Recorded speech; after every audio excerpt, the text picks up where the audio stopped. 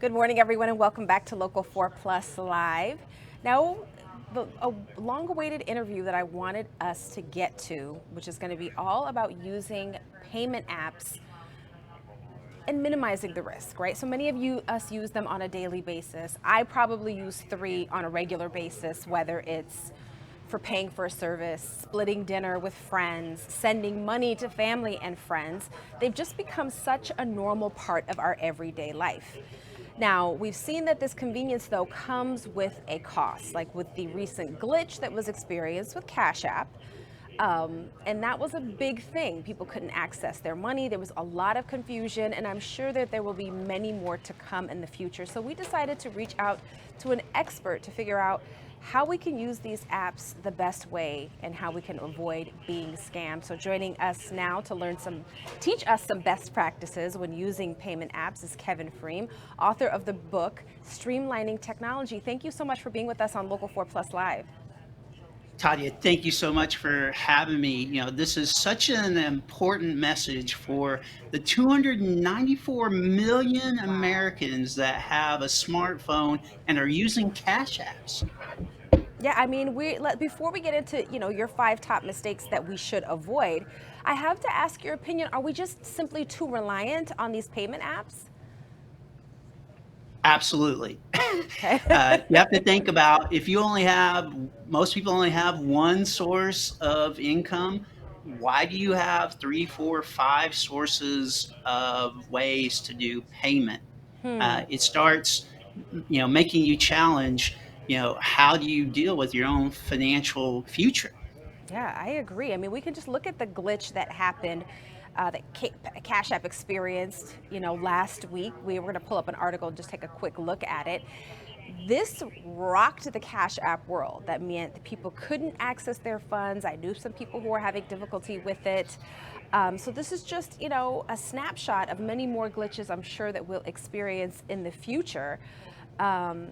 I know people, and I mentioned this earlier in our intro, how there are a lot of people who actually keep all their money in Cash App and other, digital payment services, and then have a debit card attached to that. Um, and that's kind of like their banking. Were they ever meant to turn into kind of banking apps or just payment apps? We're a little, a little confused. Kind of lay it out for us.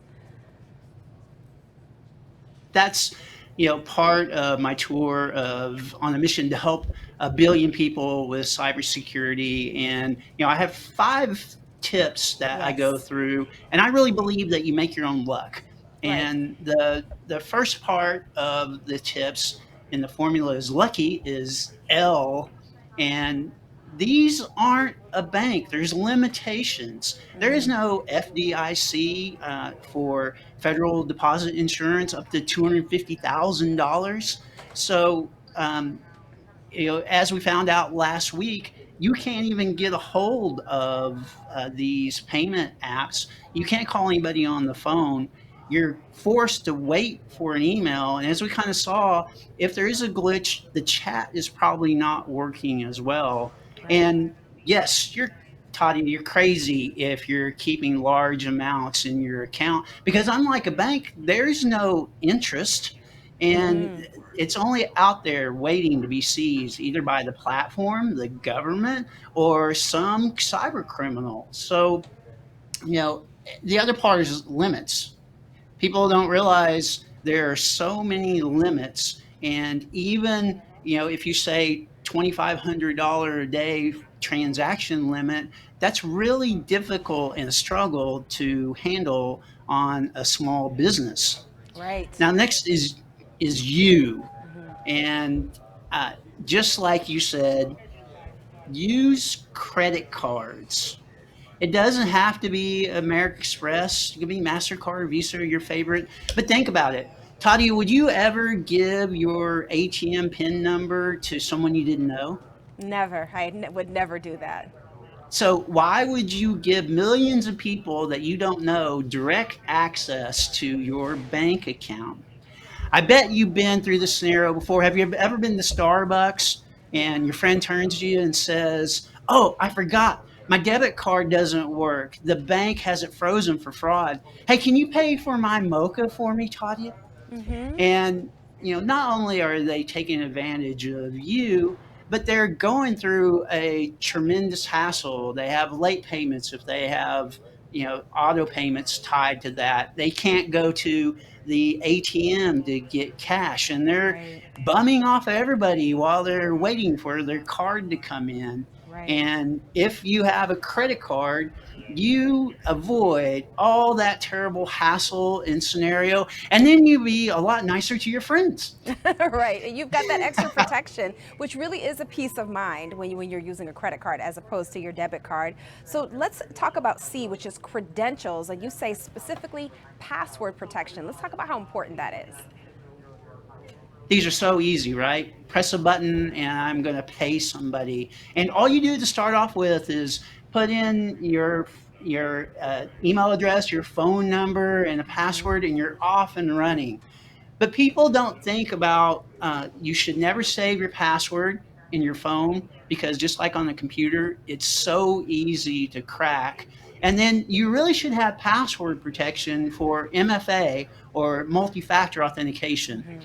Now, Tadia, when first started talking about MFA with people over a decade ago, they thought I was calling them names or that they had some kind of disease. Right, right. But it truly is password protection is what you need to think. And it's something you have your phone and something, hopefully, your password. And then today it's you attached. So it's eyes Mm-hmm. or it's your thumbs. Mm-hmm. But people don't stop to think about, hey, this is extra hassle. It does protect your password from being hacked. But let's take the next step of what if this doesn't work? Or what if I don't have my phone or my email is Right. inaccessible? Well, in that case, you're just locked out and you're stuck. And you should go to the next step. And I always tell people you should have a secondary email address and a secondary password. So at that point, you can never be locked out of your account. No, that's great advice. And I think that a lot of people, I won't say who, but I know someone who keeps all their passwords directly on their phone in their notes. Terrible. That's what I thought you were Terrible. going to say. That's what I thought you were going to say. So the next letter in the lucky acronym is K, because you say that we should know scams, investments, and overpayments. Like, talk to us about that because they using these, apps like Cash App and Venmo and the rest has become so routine. We might not always be paying close attention. Well, stop and think. And it's always, something that's envy and has some urgency. Tadia, who is your favorite celebrity Ooh, if you my had to pick one? favorite celebrity. That's a good one. I don't know. Let's say Rihanna, the singer. Rihanna. Yeah. Rihanna reaches out to you personally, a personal message. Right. How does that make you feel? For me, it'd be somebody like Matthew McConaughey or Right. Arnold Schwarzenegger. All right, all right, all right. I struck gold in West Texas. Right. Or Arnold Schwarzenegger, get to the chopper, get to the event now. And they're always of give me $1,000 and you'll be on the ground level and you'll make millions on this huge find of oil in West Texas. Or, pay the $1,000 for it's for a good cause for charity, and you're gonna be part of the Terminator Club. And Right. you know, unfortunately, you just paid money to people you don't know. Check it out. Go to the website, call the phone numbers, look and see if there's other sources. If people would simply stop and think, no matter whether it's wire transfers, gift cards, or anything you receive in the mail or email, and just say, hey, I don't really know these people, and this really seems suspicious, then we wouldn't have any of these scams. And frankly, I would be out of a job for cybersecurity. Right, right. I just take those extra steps because obviously I work in the news business. I work for an NBC affiliate. I would think I'm being scammed and I would probably bring it here and have someone help me with it. But your average person, like you said, would just be excited to be invited to an opportunity from a celebrity in quotation marks. Well, and The flip side of that is everybody loves extra money. Yeah. So overpayments are the biggest thing that's going now, and people should immediately think, "Wow, uh, this is really not right." So what they do is they steal a credit card or hack an account, they make an overpayment to you, and then they immediately switch an account to one that they control. And so you feel bad, or they tell you, "Hey, there's this bonus," or I'm going to make a complaint or get with the IRS or something to really gnaw at you. And you say, "Hey, I'm a good person. I'm going to pay this back." But what really happened is you paid the difference back to them. They made a big windfall, and then since most people are using a credit card, they've gotten smart now. The credit card companies come back and they claw this money back from you, and you end Mm-hmm. up with a big loss. Right. And this is the same thing over and over. But stop and think. It's so easy to press a button and pay, but we should think about that before we do it. You're right. It's not so easy to reverse, that's for sure. And finally, let's get to the letter Y. You say that that's for you, as in all of us are responsible for our own money.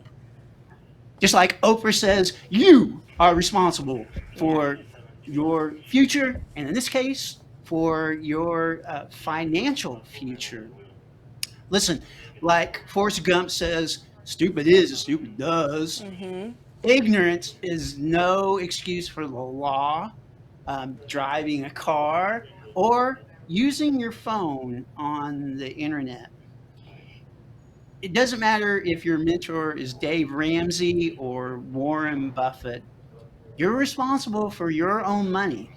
And listen, you're human. You may make mistakes. If you do fall victim to a scam and pay one, or you give away some private information you didn't mean to do, you can go to ftc.gov for filing a report and how to deal with a scam, or you can go to identitytheft.gov if you are a victim of giving away private information.